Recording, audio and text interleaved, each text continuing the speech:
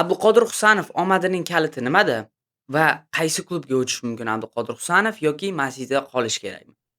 Kстати, obuna bosib qo'yinglar, har kuni shunaqa kontent chiqadi. Tomis Alixon hamda Usmon Alixon. Assalomu alaykum qadrli futbol muxlislari.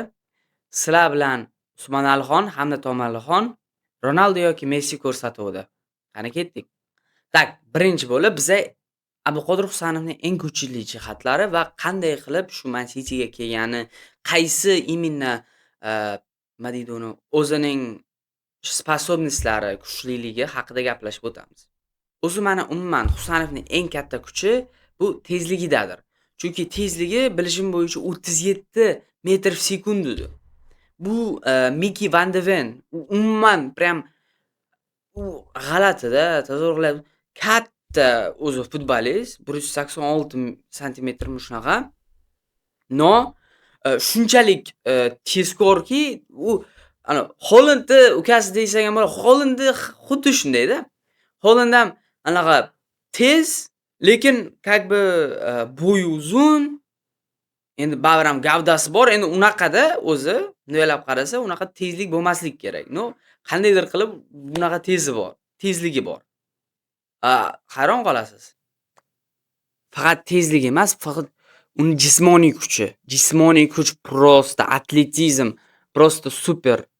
O'zlaringiz ko'rgansizlar-ku, u bilan to'qnashgan Vinicius yeb qo'ygan, boshqa mana elitlar chiqib ketgan Abduqodir Lans payti qanday fransuz futbolchilarni qiynatganini. Abduqodir Husanov prosta monster. Imенно fizikasi ham kuchli demoqchiman, no, tezligi ham dahshat.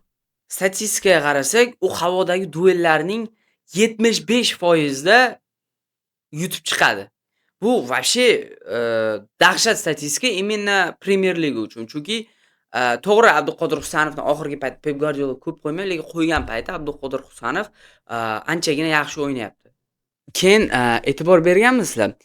Real yoki Arsenalga qarshi o'yinda o'ynagan Abduqodir Husanov va umuman hech qanaqa hayajon yo'q. Umuman mana men eng katta qo'rqishim shunday edi, Abduqodir Husanov Man City'ga juda ham erta bormadimi Lansdan, chunki Man City umuman boshqa stratosferadagi komanda, Lansga o'xshagan. Lansga qaraganda именно nima deydi, davleniyasi klubni umuman Premier Ligada u masalan La Liga emas, u Premier Liga o'tdi, fanatlari dahshat. O'z fanatlarning o'zi bir gap, u yoqda trener Pep Guardiola dunyodagi menimcha eng qiyin trener ishlashga. Zo'r trener, lekin prosta qiyin ishlashga. Til, klimat, Manchester yomg'ir shahar. Bu yerda endi baribir ham har kuni yomg'ir yog'sa yoqmaydi-ku endi. Shunga men o'ylaganda bu salgina qiynaladi, hayajonlanib, o'sha davleniya. Yo'q, nabarot, Husanov umuman unaqa hayajon, davleniya degan narsa yo'q. Davleniyaning D degan harfi ham yo'q Husanovda. Shunchalik kuchliki, ma'lum dahshat lekin. Meni o'zim ham hayron qolgandim, lekin bunaqa nima deydi uni sovuqqonligi bilan.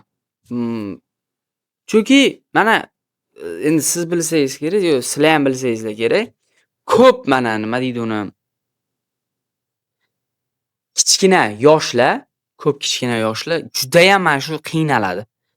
Men faqatgina Kubarsida ko'rdim shu narsa. Mana Asensio, yangi Huijsen, boshqa futbolistlar, Kanate hali ham o'sha anunda, Araujo.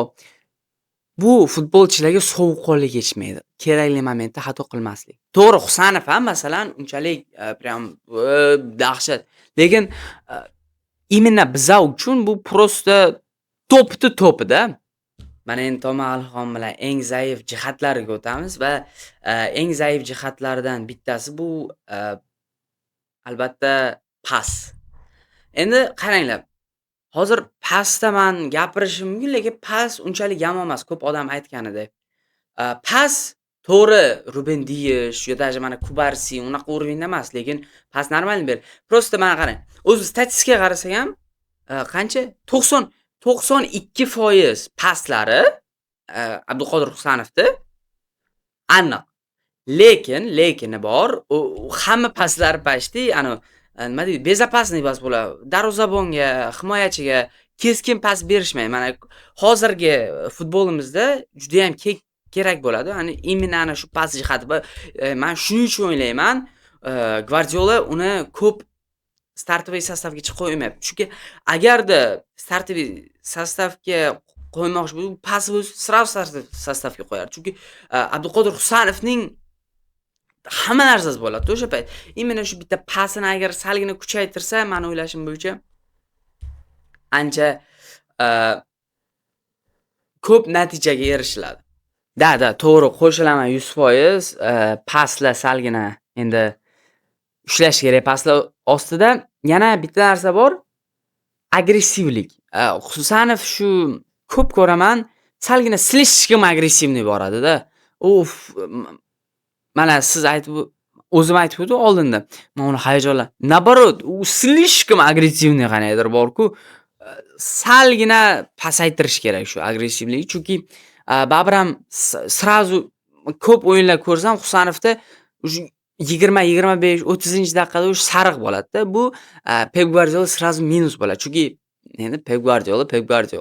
Baribir ham bitta ключевой защитник, правый защитник, hozirgi fullbacklar, hozirgi dunyoyimizda juda ham nima deydi, asosiy narsa bo'lib qoldi-da. Va именно Guardiolani fullbackga chiqargani uchun Husanovni sariq olish 30-daqiqalarda o'sha salgina xavfli-da. Va shuni pasaytirsa lekin zo'r bo'lardi. Keyin endi bilmadim hozir qanday bo'lgan, bir yildan keyin Husanov o'sha til baryeri, конечно. Endi til baryerini to'g'risi bilmadim. U ingliz tilini o'rganish kerak, boshqa iloji yo'q.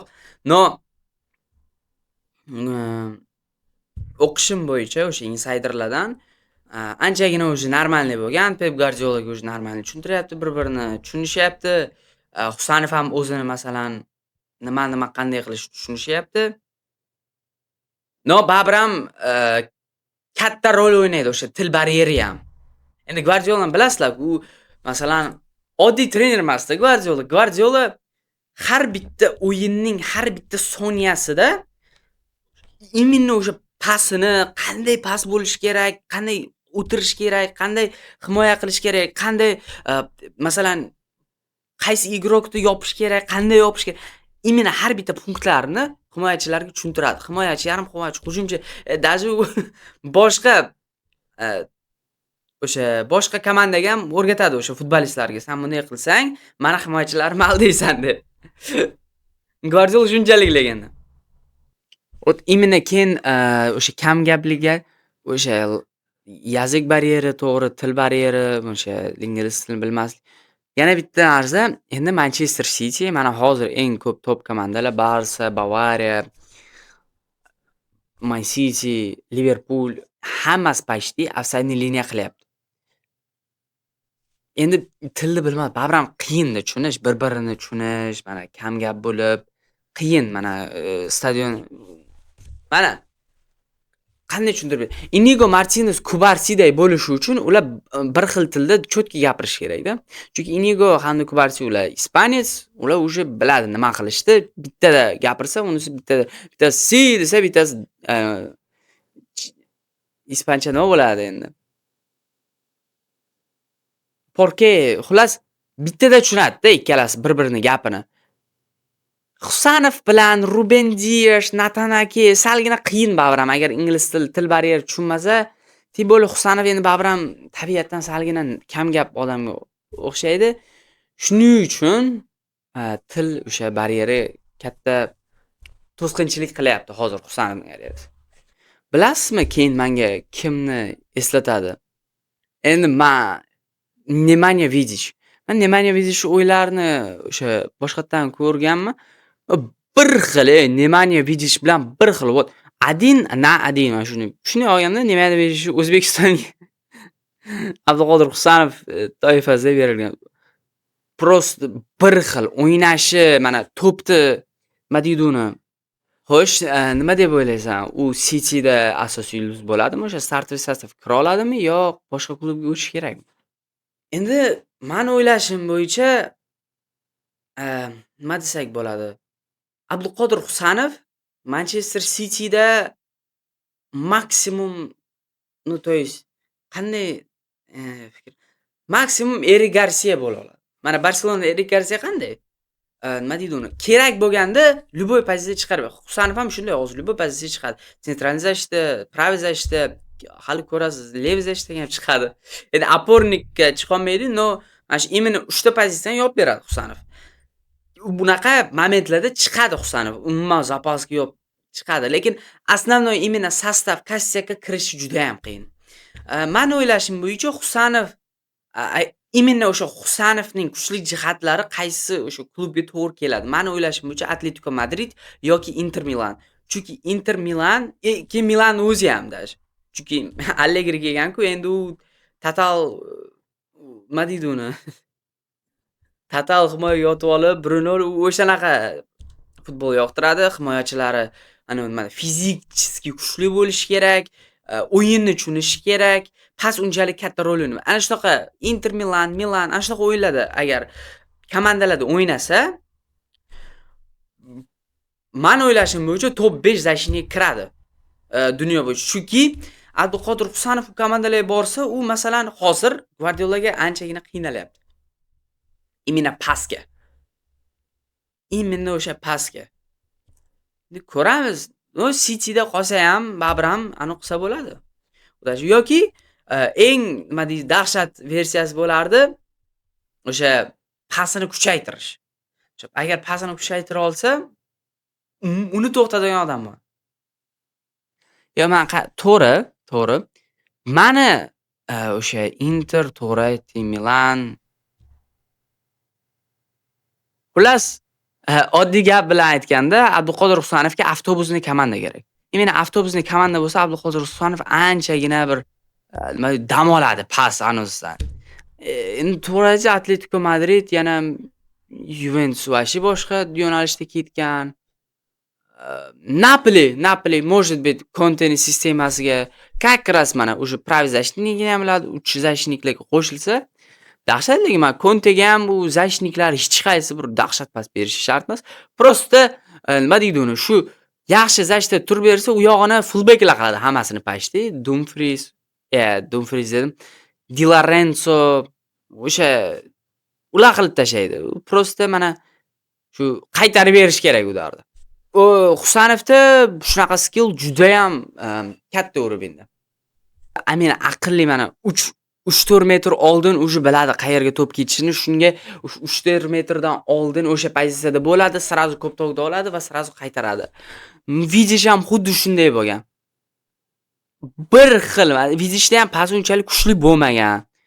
Boshqasi unday bo'lmagan, lekin именно mana shu nima deydi uni? Fizikasi, именно o'qib olishi, qanday pozitsiyaga o'tishini bilishi, именно Nemanja Vidish deb o'ylayman-da bu hozir Abduqodir Husanovda. Kстати, obuna bosib qo'yinglar, har kun shunaqa kontent chiqadi. Tomas Alixon hamda Usmon Alixon.